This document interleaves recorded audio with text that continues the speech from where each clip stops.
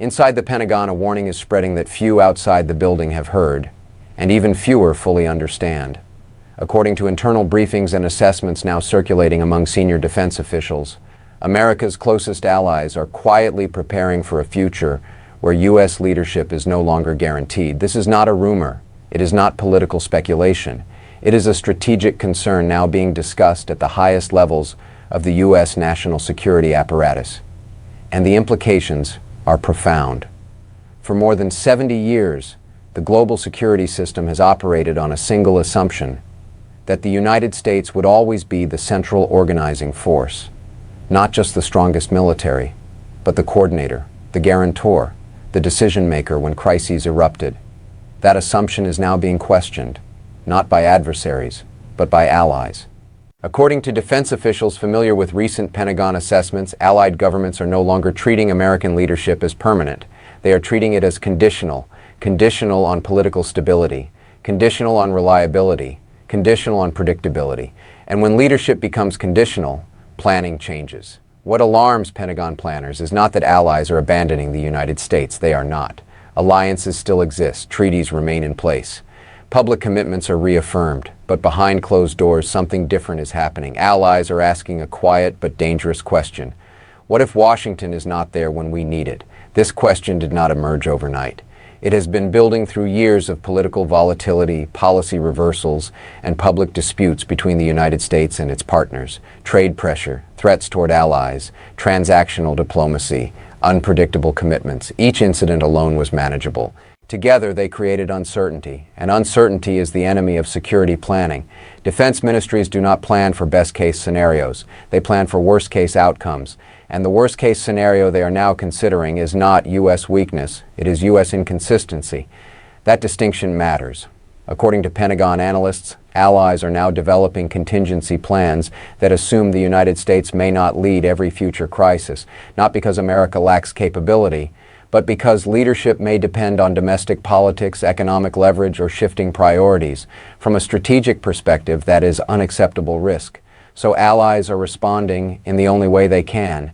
They are building independence, not loudly, not confrontationally, structurally. This independence takes many forms: defense financing that does not require U.S. approval, procurement systems that bypass American export controls, joint production that reduces reliance on U.S. supply chains, command doctrines that allow action without Washington's permission. Each step looks technical. Together, they represent a profound shift. Inside the Pentagon, planners are deeply concerned about the cumulative effect because American leadership has never been enforced solely through power. It has been sustained through dependence. Allies depended on U.S. intelligence, on U.S. logistics, on U.S. systems, on U.S. coordination. That dependence guaranteed influence. When dependence fades, influence follows. One senior defense official summarized the concern in stark terms. The danger isn't that allies oppose us, it's that they stop organizing around us. That is the fear now driving internal Pentagon discussions. Strategic independence does not mean hostility, it means optionality. It means allies can choose when to involve Washington and when not to. And from the Pentagon's perspective, optional leadership is no longer leadership at all. What makes this moment especially dangerous is that it does not look like a crisis. There is no single event to respond to, no treaty to renegotiate, no dramatic withdrawal to condemn, just a series of rational decisions by allies seeking stability. And by the time those decisions become visible, the structure is already in place. The Pentagon assessments warn that once allies reorganize their defense planning around independence, reversing course becomes nearly impossible. Supply chains move, training pipelines change, doctrine evolves. Even if political relations improve, the architecture remains. This is why the concern inside the Pentagon is so urgent. Not because the United States is losing allies, but because the United States may be losing centrality. And centrality, and not strength alone, is what defines leadership. In the next part, we will examine how allies are building this independence in practice, which regions are moving fastest, and why these changes are happening quietly rather than publicly. Because the most important shifts in global power rarely happen on camera. They happen on paper. How allies are quietly building strategic independence. What makes the Pentagon's warning so unsettling is not just the conclusion, it's the method. Allies are not announcing independence from U.S. leadership. They are engineering it, quietly, legally, system by system. And that is precisely why Washington is struggling to respond.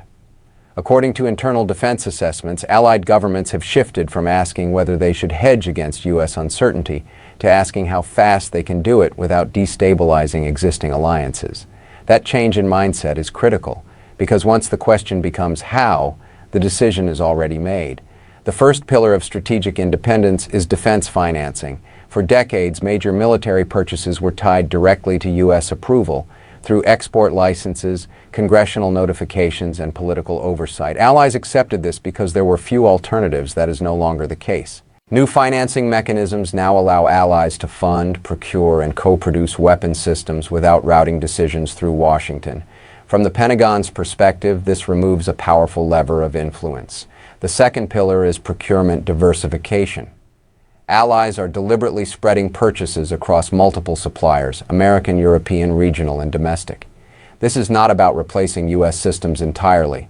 It's about ensuring no single supplier can delay readiness, restrict upgrades, or exert political pressure. From a military planning standpoint, this is risk management. From Washington's standpoint, it is dilution of leadership. The third pillar is industrial autonomy. Allies are no longer satisfied with buying finished equipment. They want local production, local maintenance, local control over software and upgrades. European defense firms have aggressively embraced this model. They offer shared production, flexible licensing, and fewer political conditions. U.S. firms, constrained by regulation and oversight, often cannot match those terms. The result is predictable. Allies choose autonomy.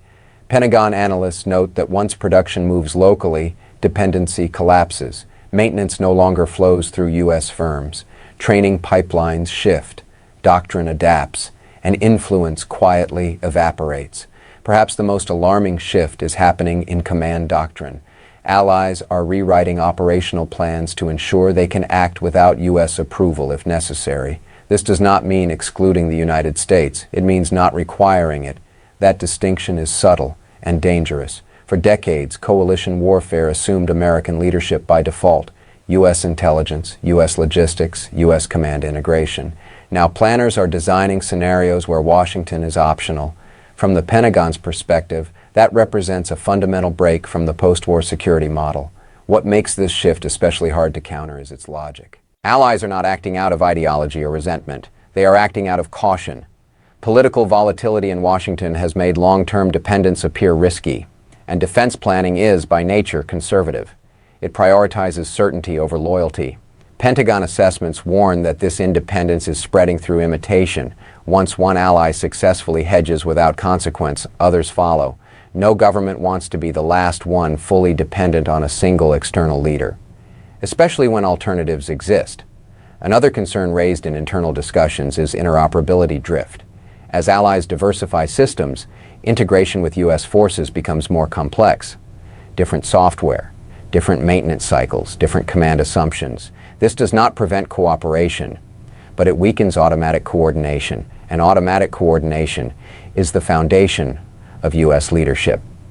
Defense officials stress that this is not a crisis that can be solved with a summit or a speech. It is a structural evolution, and structural changes cannot be reversed quickly or easily. The assessments make one point repeatedly. Once allies organize their security planning around independence, they do not return to dependency voluntarily. Even if trust improves later, the architecture remains.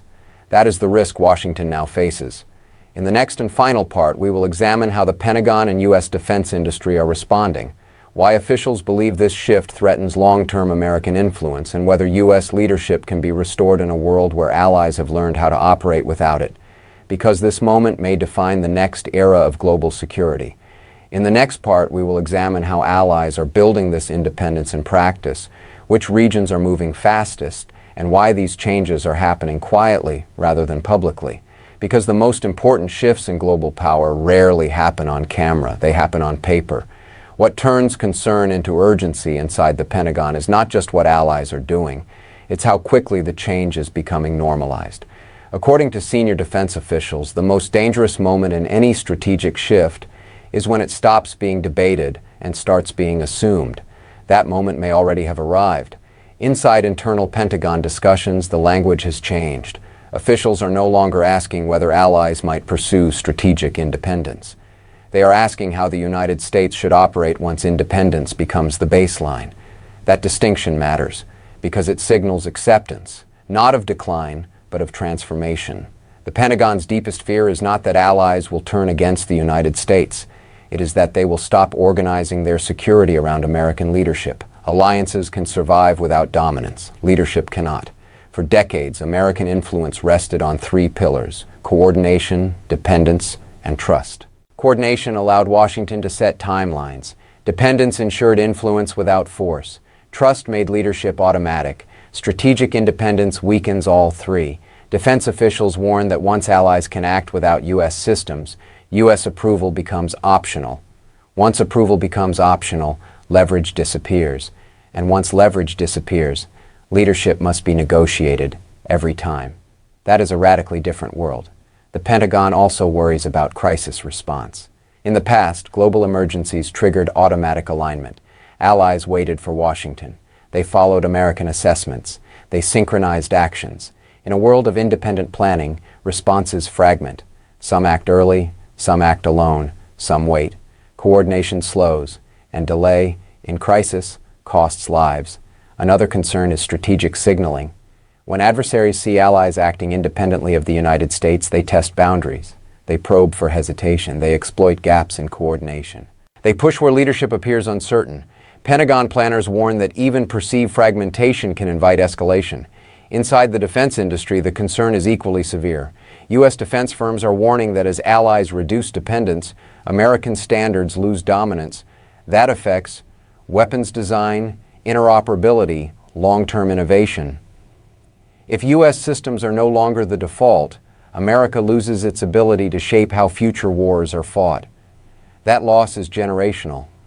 Some officials argue that this shift is healthy, that allies sharing responsibility strengthens the system. Others disagree. They warn that shared responsibility without shared leadership leads to fragmentation, not resilience. The debate is unresolved. What is clear is that pressure alone will not restore leadership. Pentagon assessments caution that attempts to reassert dominance through leverage may accelerate independence further. The lesson allies have learned is simple: dependence equals risk. And once that lesson is internalized, it does not fade. The only path back to leadership, according to defense planners, is predictability, stable commitments, clear rules, consistent policy. Leadership in the modern era cannot be enforced. It must be trusted. This does not mean the end of American power. The United States remains unmatched in many capabilities, but the era of unquestioned centrality may be ending, and the transition will be quiet. No announcements, no collapse, just adjustment. The Pentagon's warning is not a forecast of defeat. It is a warning of change. A world where allies cooperate with the United States, but do not depend on it. A world where leadership must be earned continuously. A world where Washington is influential, but not indispensable. And once that world is built, it cannot be undone, because systems outlast politics. So the question now is not whether allies are leaving the United States. They are not. The question is whether they are moving beyond it, quietly, rationally, permanently. Final question: can U.S. leadership adapt to a world of strategic independence? Or is this the beginning of a post-American security order? Leave your thoughts in the comments. I read every single one. Subscribe for independent, in-depth analysis of the power shifts shaping the world before they become impossible to reverse. It is a structural evolution, and structural changes cannot be reversed quickly or easily. The assessments make one point repeatedly. Once allies organize their security planning around independence, they do not return to dependency voluntarily. Even if trust improves later, the architecture remains. That is the risk Washington now faces. In the next and final part, we will examine how the Pentagon and U.S. defense industry are responding, why officials believe this shift threatens long-term American influence, and whether U.S. leadership can be restored in a world where allies have learned how to operate without it, because this moment may define the next era of global security. In the next part, we will examine how allies are building this independence in practice, which regions are moving fastest, and why these changes are happening quietly rather than publicly. because the most important shifts in global power rarely happen on camera. They happen on paper.